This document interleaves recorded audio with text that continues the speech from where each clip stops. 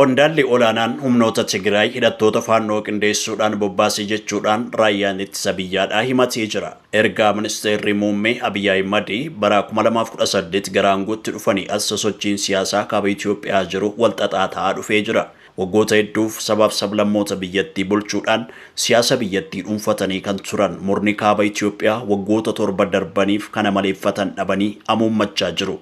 Faallaa kanaan ammoo siyaasa biyyattii of harka galfateera jedhamuudhaan kan himatamu. Golli siyaasaa mooraa Oromoo ammoo ititee fuula tokkoon qabatiin jiraachuun murna warra kaabaaf qaawwa guddaa isaaniittiin deebi'uu hawwan uumeefii jira. Siyaasi keessoo biyyattii tasgabbii dhabuun gareen hidhatee baddaaf gammoojjii riphee jiru.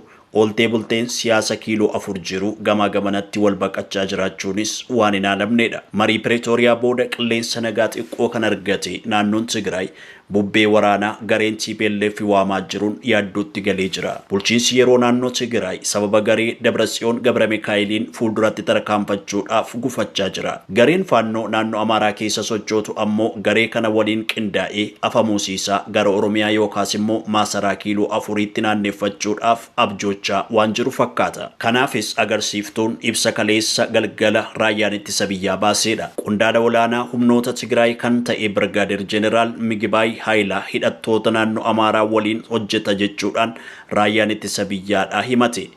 Raayyaan ittisa biyyaa ibsa kaleessa galgala hidhattoota faannoo hedduu ajjeesuu ilaalchisee baaseen aanaaleen godinoota naannoo Amaaraa garaagaraa keessatti hidhattoota maqaa duula tokkummaa yookaas immoo Andinnat Zamachaa jedhuun qindeessee kan bobbaasee Birgaadeer Jeneraal Migibaay ta'uu ibse. Duula jeneraala naannoo Tigraay kanatu qindeessee bobbaasee jedhe kanaan hidhattoonni faannoo 317 du'uu fi hedduun mada'anii kaan ammoo harka laachuu ibsuudhaan duulli jedhames fashaluu beeksise. Lola hidhattoota faannoo naannoo Amaaraa keessatti geggeessaa jiraniin wal qabatee hirmaannaan qondaala humnoota Tigraay keessa jiraachuusaa mootummaan Itoophiyaa yeroo jalqabaatiif ibsuusaati. Raayyaan ittisaa Jeneraal Migibaay farra nageenyaaf naannoo Tigraay illee kanaan dura waraana malleetti nama seensisee ta'u ibse. Birgaadeer Jeneraal Migibaay Haayilaa umurii isaa guutuu waraana uumuudhaan uummata Tigraay waraanatti seensisee beekumsa waraanaa tokko malee dargaggeessa ibiddatti naquudhaan nama beekamuu fi farra nagaaf misoomaa nama ta'edha jedha ibsi raayyaan ittisa biyyaa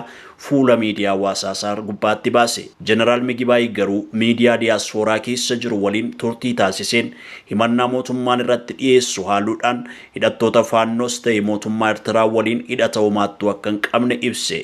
Waldhabdee gaggeessitoota TPLF gidduutti dhalateen gareen TPLF mootummaa Eertiraa fi hidhattoota naannoo Amaaraa waliin quunnamtii qabu jedhu dhiyaataa ture. Pirezidaantiin bulchiinsa yeroo naannoo Tigraay Obbo Geetaachoo Raddaa dhiyeenya qondaalota waraanaa aangoorraa ugguran 3 keessaa tokko Birgaadeer Jeneraal Migibaay Haayileeti. Obbo Geetaachoon Jeneraal Migibaay dabalatee jeneraalota 3 sababa ugguraniif yoo ibsan murtee mootummaatiin alatti uummata keenya guutuu gara rakkootti dargaggeessa immoo gara jeequmsaatti humna nageenyaa keenya immoo gara walii isaanii walitti bu'utti geessuurra darbee uummata keenya gara rakkoo keessaa ba'uu hin dandeenyetti geessaa jira jedhan.